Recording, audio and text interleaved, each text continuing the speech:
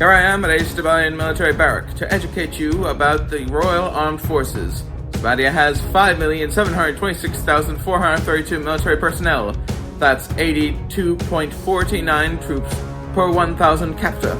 So you'd be hard-pressed to find 49% of a soldier, at least one that's still alive.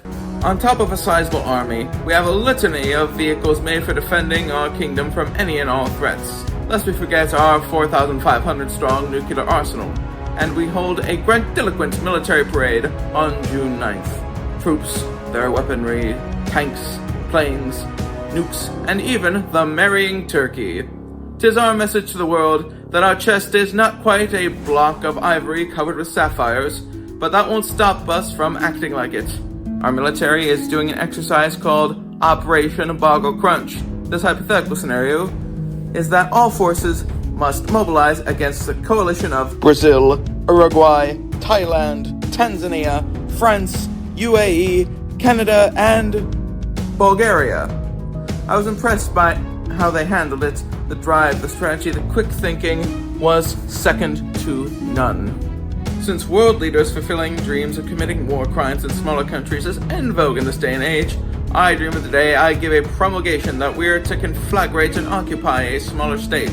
Puppet governments will likewise be installed, and they'll have the privilege of kissing our feet and enriching our kingdom. If the people there gainstay our sojourn, then their obstreperous yet valid exploitations will be met with gratuitous force.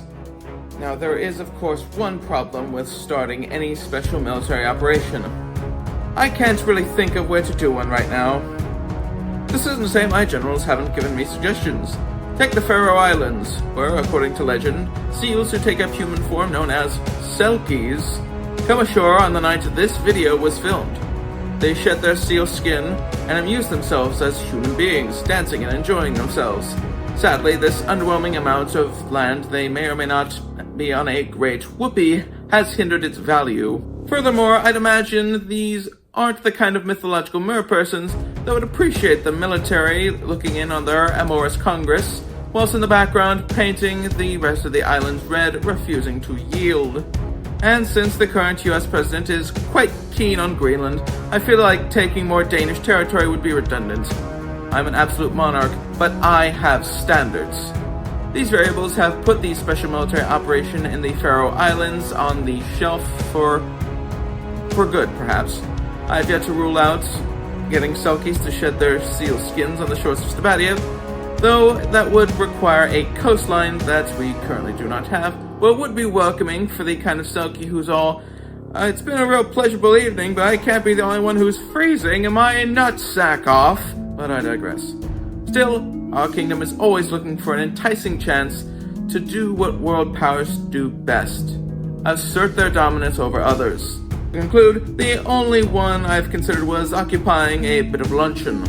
But not even that had an answer for me, so I made the decision to act.